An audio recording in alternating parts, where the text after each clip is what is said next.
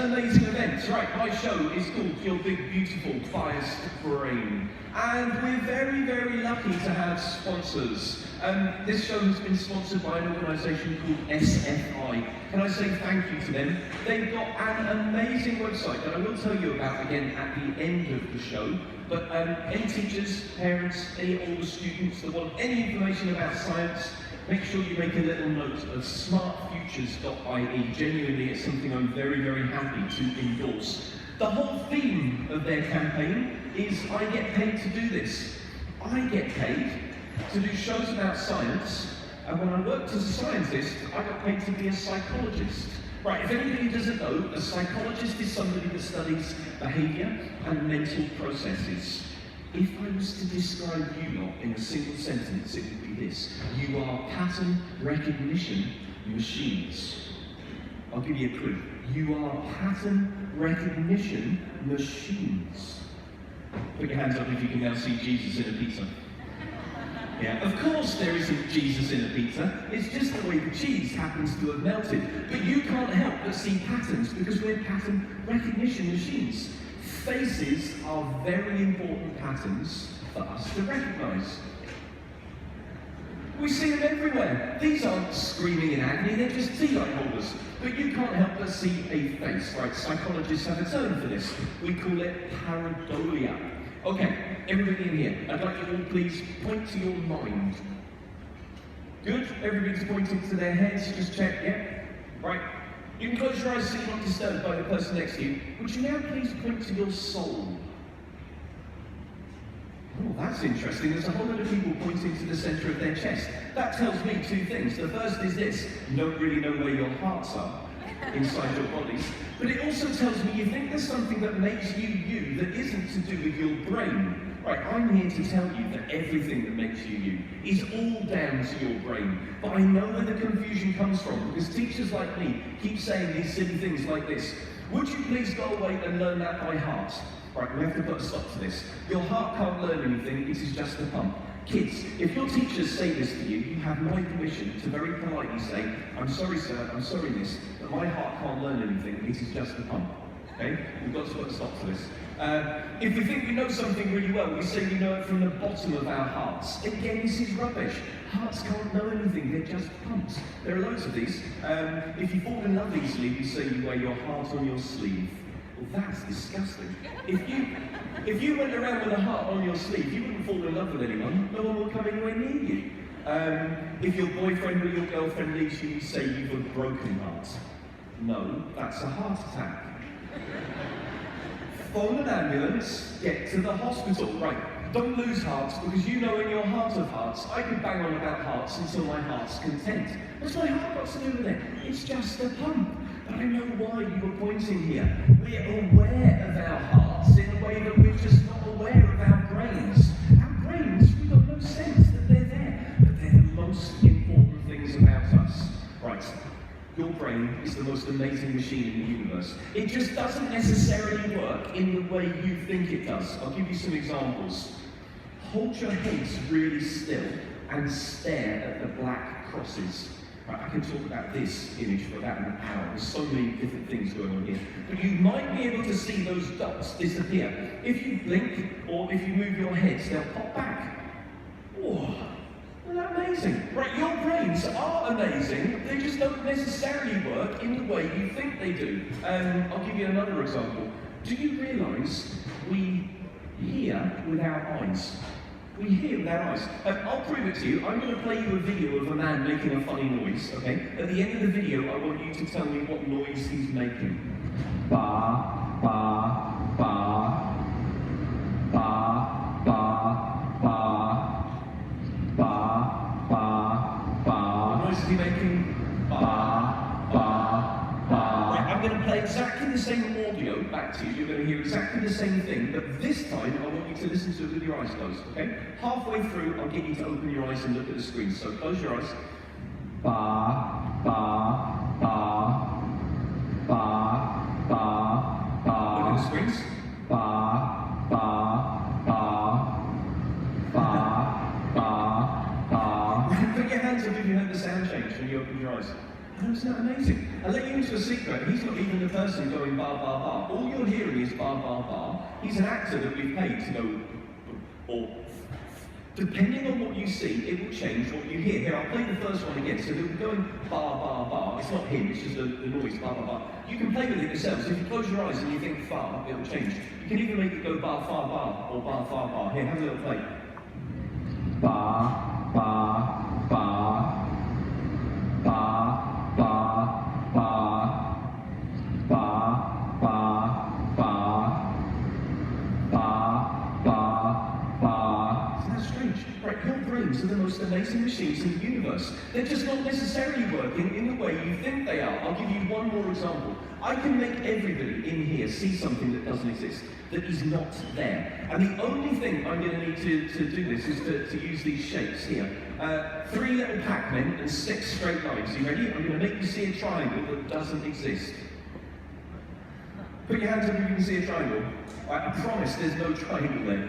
The reason you think you see a triangle is because you see those as incomplete shapes. And in your world around you, if you've got something that's incomplete, well, it's being covered by something. So if I arrange these shapes like this, and you lot see a triangle, I absolutely promise it's not so. I can prove it to you. If I show you these shapes, you don't see a square, because you perceive of those shapes as being complete. All I need to do to make everybody in this room see a square is fill in the outsides of those crosses. You see the square now? Isn't that interesting? Our brains are amazing. They don't work though in the way we think they do.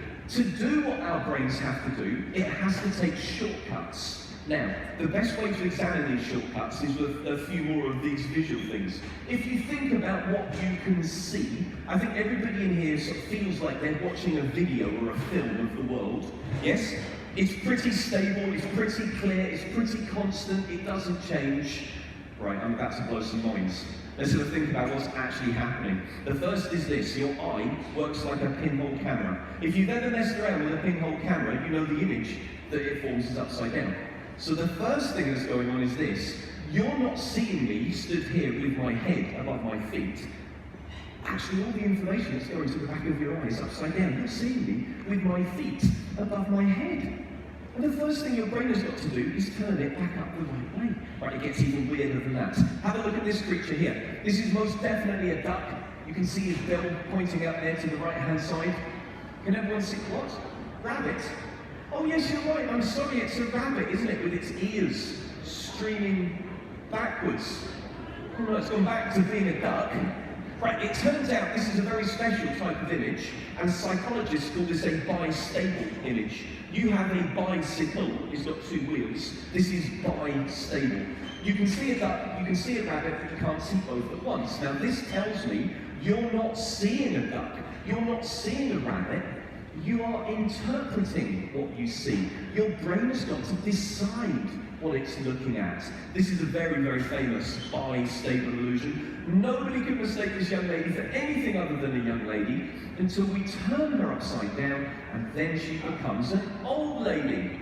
Can you see her nose here, and her chin here? Yeah, her nose here and her chin here.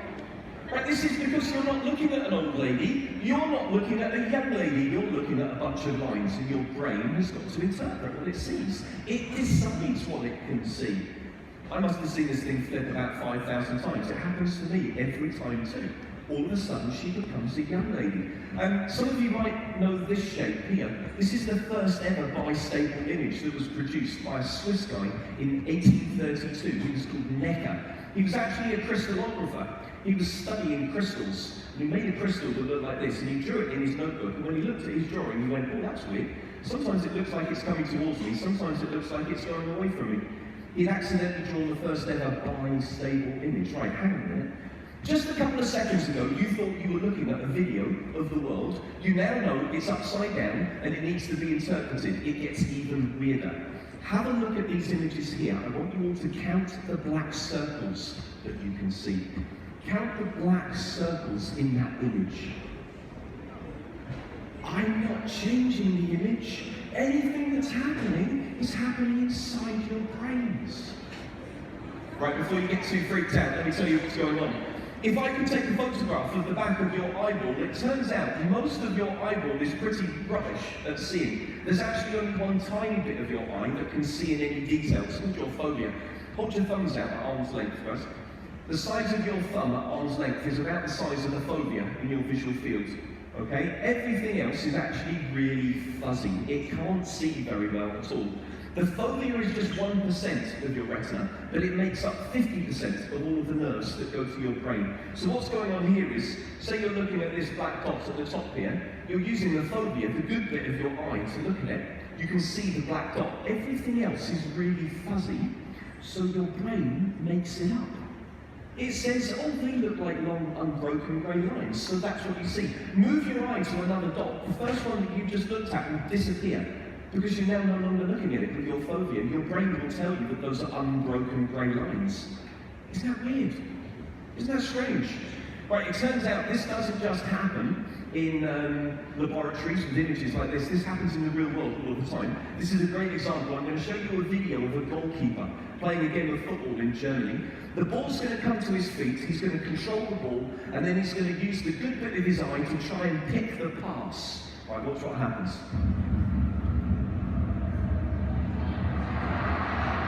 Right, after the game, he said, I was absolutely sure the ball was at my feet. I could see the ball.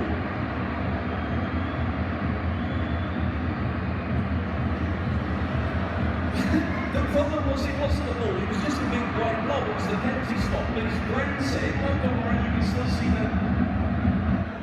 still see the ball. That's a classic cartoon double take, isn't it? Oh, side to side. Isn't that amazing? Right. Hang on, just a little while ago you thought you were looking at like a video of the world. You now know it's upside down, it needs to be interpreted, it's mostly fuzzy, it gets even weirder. Have a look at this young lady here. Right, she's not going to change or anything, I just want you to look at her face.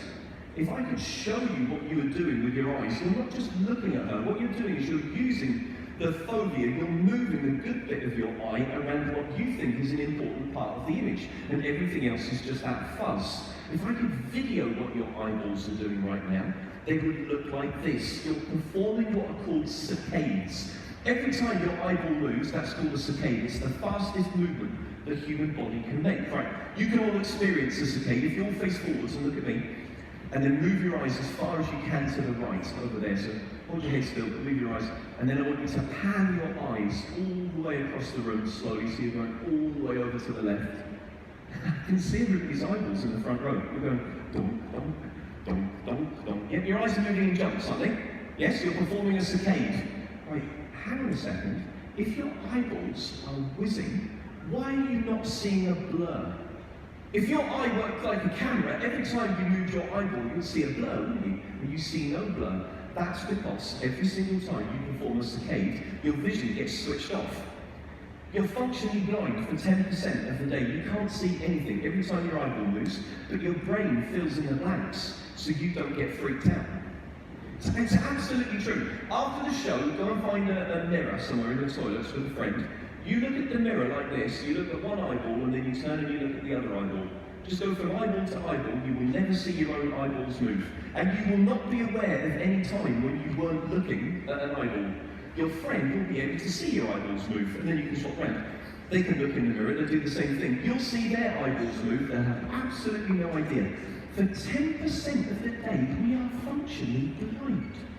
Right, I hope I'm proving to you that our brains are amazing. They just don't necessarily work in the way we think they do. It has to take shortcuts. Right, this here is the most important paper that's been written in psychology for the last 50 years. It's written by these two chaps here, Kahneman and Tversky. This won the Nobel Prize. There isn't even a Nobel Prize for psychology. They won a Nobel Prize for economics, because what they worked out was the brain is taking shortcuts, not just in how it perceives, but in how we think as well. If you look at their summary, they said this: these heuristics, these thinking shortcuts that we make, are usually highly economical and effective, but they do lead to systematic and predictable errors. Just as I can trick your eyes, you can also trick yourself in the way you think, because the brain is taking shortcuts. Right, in economics, we say we're not rational actors. In psychology, we say we're subject to cognitive biases. Right, if there's anybody in here that fancies doing a bit of psychology, you can study these for years and you'll only scratch the surface. We have identified loads of these shortcuts, these biases that the brain takes. Here, we've already looked at pareidolia.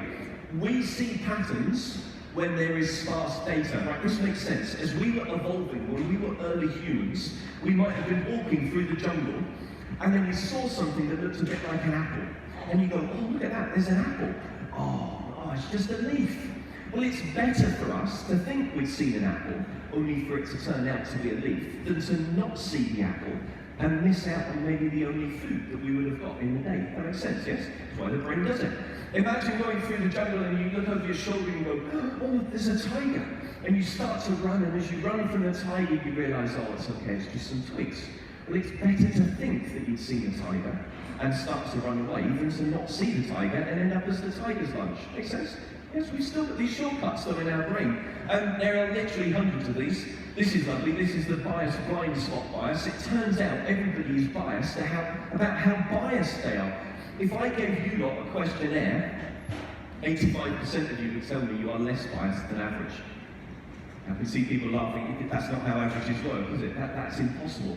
So how do you stop falling prey to these shortcuts? How do we counter bias? The best way is to learn about them. Now, normally in schools, I've got the kids for an hour, and depending on the age and stage, we talk about different things. I've just picked 2 classic psychology experiments to share with you. It's only going to take 5 minutes to tell you about them. Once you've learned about them, you're not just going to be better students, you're going to be better thinkers, okay? Right, the first one is this, bystander apathy. This is a beautiful experiment. First done in the 1960s, redone in the 1990s, which is where I've taken this video from. This lady here has very kindly agreed to do a questionnaire for us. You lot are all very kind to psychologists. You come in and you fill out our questionnaires all the time. Thank you very much. That's not the experiment. The experiment is actually to see what she does when we pump some smoke underneath the door. Right, she does exactly what I think everybody in here would hope they would do. She immediately stands up, she goes to investigate the smoke. It doesn't smell nice, it doesn't look good, so she goes back to her stuff. Look, she even remembers in a fire, you don't pick up your personal possessions, you just go straight to the fire exit, and off she goes. Right, everybody in here would hope that is what they would do.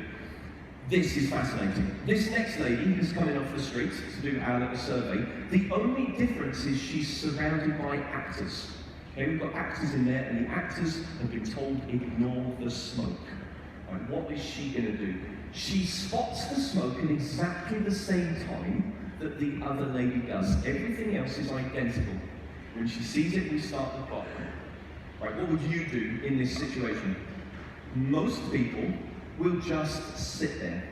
As this lady is proving, because she is now surrounded by people that are ignoring the smoke, she won't get up and investigate. Right, this is what we call bystander apathy. The more people are in a particular space, the less likely any one person is to act. Now, I know you're all sat there going, oh yes, this would never happen to me. Remember the bias, blind spot bias. We're biased about how biased we think we actually are. Right, she ended up sitting there for 20 minutes. She's not unusual. We've done this with glass doors, and we've actually put flames and stuff going up against the outside of the glass door. You will just sit there. I do the same thing, but now you know about this, you can change the way you think. Now again, this makes sense. Early humans, when we came across other humans, it made sense that we copied their behavior. We didn't stand out. Okay, but now we're not early humans. We need to fix these shortcuts. By yourself, 75% of people will investigate the smoke. As soon as we introduce just 2 actors, that number drops to 10%. Isn't that staggering? Right, and it's not because the actors are just really good. 3 randoms off the street, the response rate drops to just about 40%. Right, now you know about this, you can fix it. If you see smoke coming from under the door, if you hear a fire alarm, be the person that stands up. Everybody else is suffering from bystander apathy. Kids, if you see somebody being bullied at school and nobody is saying anything, well, they're all suffering from bystander apathy. Be the person that stands up and says, no, this is wrong. Oh, we need to put a stop to this. Right, do what you think is right. You absolutely have to do this. Now you understand this. I'm convinced this is why the internet can be such a toxic place at times. The more people we think are in a room, the less likely we are to act. When we're on the internet, there are thousands, maybe hundreds of thousands of people, all looking in on the same thing. So it makes people very, very unlikely to do the right thing. But now you know about this, you can fix the way you think. Yes? Right, I'll just do one more for you really quickly. This is called learned helplessness. And please don't give me a hard time about this. I didn't do this experiment. Kids, we couldn't do this experiment today, okay? But I'll tell you what they did. They built a box. The box is big enough for a dog to jump from side to side, but it can't escape from the box. They then put electric shock grids on either side of the box so they could shock the dog, okay? We wouldn't do this today, I absolutely promise. What they were looking at was what the dog would do when it got shocked, right? If there was any pattern to the shocks, the dog would jump from side to side, desperately trying to learn the pattern. If there was no pattern to the shocks, very quickly the dog would just lie down on one side of the box and take the shocks. The dog had learned it was helpless. Okay, I could make everybody in this room experience learned helplessness, and it would just take me 3 minutes, and I wouldn't even need to go and get my electric shock equipment. All I would do is this: I would walk in here and I would say, right guys, we're going to do a little quick anagram test here. I'd hand out all these papers. Here you go, everybody take a paper. There's 3 anagrams on the page. We'll do them one by one. Don't move on to the second one until everyone's had a chance to do the first. Make sense? Yeah, right, turn over your papers. Like, the experiment is this.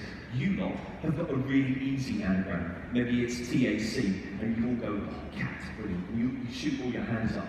You lot over here have got an impossible anagram. Yours can't be done. That's a bit weird. And I say, right, well, don't worry, let's move on to the second one. Maybe you'll have more luck with the second one. So we'll move on to the second one. You lot get a ridiculously easy one. Maybe it's OVG, and you'll go, oh, dog, brilliant. Your hand shoots up. You lot have got another impossible one. Right, imagine how that would make you feel. Yeah, it starts to feel a bit like, oh, I don't like this. Right, the real experiment is this. The third anagram is the same. It's a bit harder than the first 2, but it's not impossible. 80% of you lot will get it correct. 20% of you lot will get it correct. Because just in 3 minutes, you had learned that you were helpless. Right, adults, if you've got teenagers, you know what this sounds like. I can't do maths. I hate geography.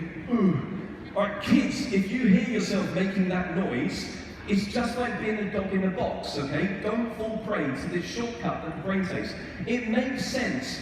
When we were early humans, if you saw a bit of fruit that was just out of reach, you couldn't reach it. You didn't waste the whole day trying to get something that you were never going to be able to reach. So your brain says, no, that was impossible, go and do something else. Right, we're not early humans anymore, but we still have this shortcut in our brains. Go and get a cup of tea. Go and ask a friend or a teacher to re-explain it to you, yes? Don't be like the dog in the box. Don't fall prey to learned helplessness. That make sense? Good. There are literally hundreds of these. I could talk about them for hours, but I've only got you for half an hour. So I'm going to leave you with this. Not only are our brains doing the most amazing things, it turns out we're not even perceiving the same stuff. Okay? 1 in 200 women, 1 in 10 guys can't see the number 74 that's on the screens. Okay, there's nothing particularly wrong with them, it just means they're red-green colourblind. They probably already know it. If you don't know it, if you can't see the number 74, just have a chat with your parents, they'll get your eyes checked out. Right, it turns out we're not even hearing the same things. Right, I'll leave you with this. We're going to do a little experiment. I need everybody to take part, adults and children, because we get an age range. Put your hands up if you can hear this tone. Yeah, good, everyone can hear that? We're going to keep raising the tone, so put your hands up if you can hear this tone. Yeah, everyone can hear that, good. But we might start to lose people. This next one, this is the last one that I can hear. Put your hands up if you can hear this one. Yeah, I can put my hands up for that one. I can see we've lost a few adults already. Right, put your hands up if you can hear this one. Oh, come on. There's nothing there, seriously. You can hear something. Put your hands up if you couldn't hear anything. Yeah, there's a few of us in here. Okay, I can't hear these tones, so I need to put the numbers on the board so I know the slide has changed, okay? I don't want the rest of you to cheat. Don't just close your eyes. If you can hear that last noise, would you put your hands over your eyes as well so we can see who you are? Good. If you couldn't hear that last tone, just have a look around the room, because if you didn't hear that one, you're not going to hear this one. Right, you ready? Put your hands up if you can hear this tone. Well done. Haven't pressed the button yet. No way! What is it that you can hear? No way! Right, adults that are starting to drop out, I've got something terrible to tell you. Part of this is genetics, part of this is about getting old. Sorry to break it to you. There's a curly thing in the ear, and it's got a whole load of like little hairs. The hairs on the outside are the ones that are responsible for the high pitches, and they're the ones that get damaged first. That's why we lose our hearing. Right, if you're still playing, cover your eyes. If not, have a look around the room. Oh, it's really difficult to know when to push the button, so I don't give you a, oh, come on, what? I even talked over the start of it, you still heard it. No way. Right, you might be able to see it's mostly children that have got their hands up at this point. Kids, you have got a superpower. You don't realise it, but you do have a superpower. And like all superheroes, you must promise me you only use this superpower for good, yes? Yes? Alright, I'll let you into a secret. You can download a mobile tone ringtone that works at these frequencies. You can have your phone going off in your bags.